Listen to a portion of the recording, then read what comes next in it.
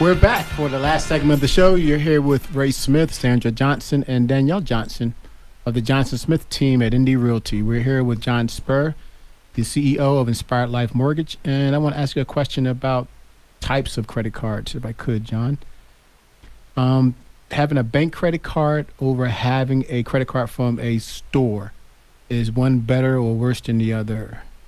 They're all going to have the same impact on your credit. Okay. If you pay them on time, it's a good rating. If you don't pay them on time, it's a bad rating.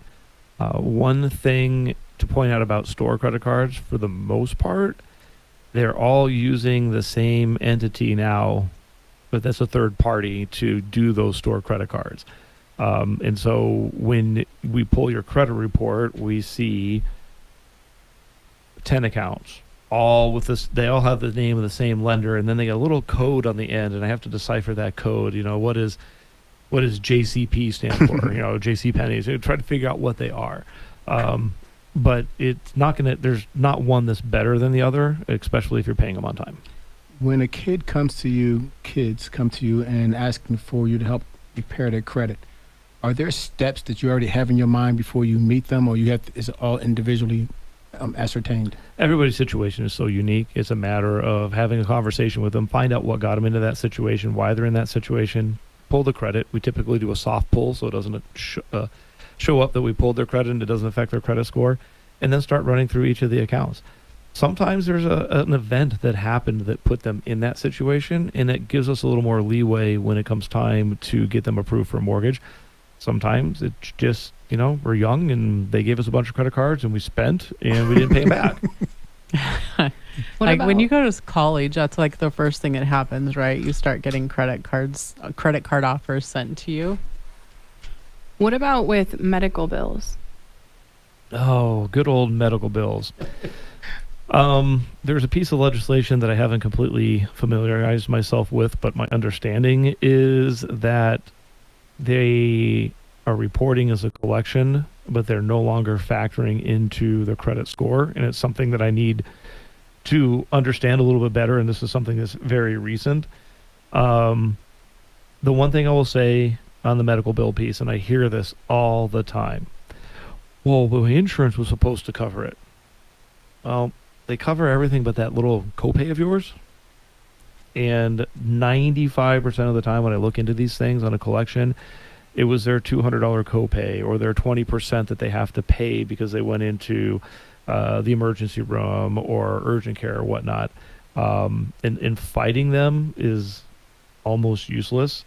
So just remember, if you're using your medical insurance and you're going in for something, you probably have some sort of copay. And if they didn't collect it, call them. Hey, do I owe you something? Because they're really bad about calling you. I've had this experience myself.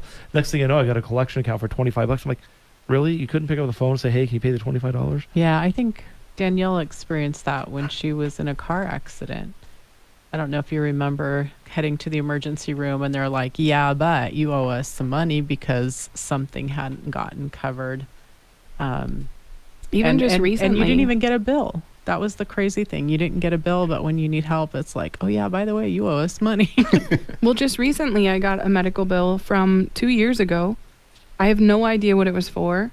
I called and I asked them. They have no idea what it was for, but you owe the money. I mean, I still don't know what it's for. Yeah, and I, because I'm a business owner, I have like the worst health insurance on the face of the planet, and somehow that's just how it works.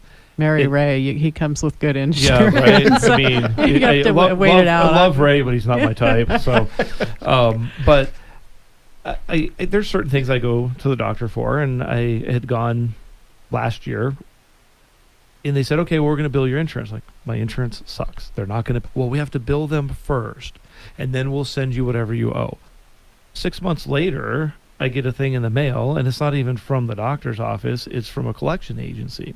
Then I get a phone call from my ex-wife going, so-and-so's calling me, trying to collect on your debt. Well, because I had seen this doctor 10 years ago, or 15 years ago, whatever it was, when I was married to my ex, they didn't ask me for a new address or ask me for anything updated. They used the old address. They mailed the bill to the old address. Oh, no.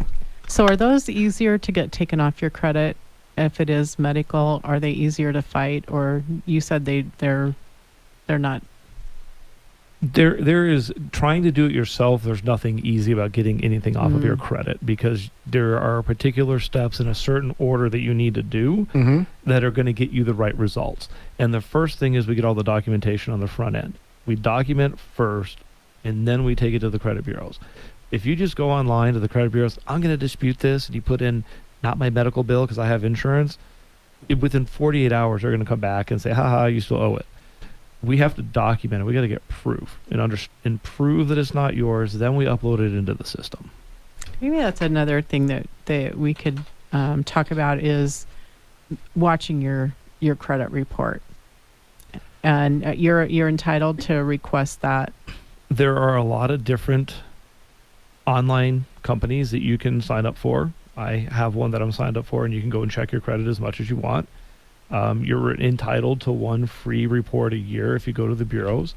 A lot of the credit card companies now will throw your credit score. This is your credit score up in the corner of your credit card bill. Because of the nature of what I do, and my credit gets pulled frequently because I'm considered a financial institution, I look at mine very often, because a little blip in my credit score can cost me thousands of dollars on my bond renewals or something else. I would say at least twice a year, look at it. As quickly as your credit can get messed up, look at it every month. It's not that difficult if you sign up for these different services that are not really that expensive when you look at the fact that you can go and check your credit whenever, and they send you alerts when something changes or somebody used your credit. Yes. Yeah, I think my bank updates me monthly on whether my credit's going up or down, or if there's a change. Yeah. A lot of banks, I think, are doing that now. Yeah, blipping your credit can cost you, like you just said, $200 a month on your mortgage if you just would have paid attention to it. And if it happens immediately and you find that blip, it's easier to get it resolved because all the information is right there. Hey, I didn't do this. Here's all the things. I was here. You know all this stuff. It's 2 years from now. You can't remember what happened 2 years ago. I mean, back in March, they nailed me with a 30-day late on a credit card because there was a $2 balance after I had paid what I thought was the full balance. And it took a little bit of me arguing with them, but because I check my credit regularly, I saw it. But I went from a 740 to a 611 in 1 day. Over $2. Over $2. I got them. They removed it. They took care of it. I'm a good customer. I pay everything on time. It was fine. It was taken care of. $2. Why can't they call? Let's talk about that $2 too, because I know, and I credit changes all the time. So what was true 10 years ago may not be true today. But I don't carry balances on credit cards. But we had a situation where we needed a notary, and it was $2, I think, at the bank. And not having cash, used a credit card. So that $2 is the last thing that would ever get paid off on that card because it carries a higher interest rate. Is that still true today? Well, they always pay the interest first before they pay the principal, whatever payment you make. So, not that this, well, maybe where rates are today, but not that a $2 balance, your interest would be more than $2. But if you had just on the cash advance, I guess. Yeah. So cash advance, so there's a cash advance fee and there's interest immediately. So you could exceed that $2 instantaneously. So in your mind, I charged $2. 2 days later, you go online, you transfer the $2, you forget about it. Except there was a $30 cash advance fee, and they started charging interest immediately, and all of a sudden that $2 turned into $34, and you don't know it. You paid the $2, you forget about it. Phone rings, you ignore it because, like, I'm not talking to whoever this is. And next thing you know, you got a 30-day late. And so it's very important. If you're not a heavy credit user and you carry zero balances and you use a credit card, pull it up online. Look at that balance. Pay whatever the minimum, whatever the total balance due for the last statement was. And if you don't agree with it, then go back and argue with them. Pay it first, then argue. You know, I set a recurring payment on mine just in case I forget, because sometimes I do forget. I charge something so that it always pays the minimum balance, and I'm notified immediately that it's paid the balance. Yeah, no, and that's a great way to deal with it. And I want to go back and say one thing. There's a lot of people that are principal of the matter, and you guys know me. I am the principal of the matter, but I'm telling you, when it comes to your creditors, pay whatever payment they want, protect your credit, then go argue with them. I cannot tell you the number of people like, well, I didn't owe that and they were wrong and da-da-da, and so I didn't pay it. And guess what? They're right. That creditor was wrong. And they were charging them incorrectly, but they still didn't make the payment, and that is a missed payment, and there's no way to get that missed payment off because you chose the principal of the matter and you didn't pay them. Mm-hmm. Pay what they ask, go back and argue. That's all great. Thank you so much for being with us today. We appreciate your expertise and the years of experience that you've brought in. How to get a hold of you. Yeah. How to get a hold of you. Raymond wants to know, how do we get a hold of you? The website is inspiredlifemortgage.com, or you can call me on my cell phone at 520-247-3610. And we are here to help with your real estate needs. And that's why we're such a fan of working with John, because we know that the first step is to get you pre-qualified for a loan before we go out and shop.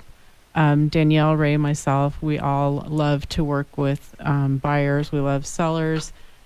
If there's anything that we can do, you can call us. You can email us at johnsonsmith@indie-realty.com. Call myself at 520-850-1725.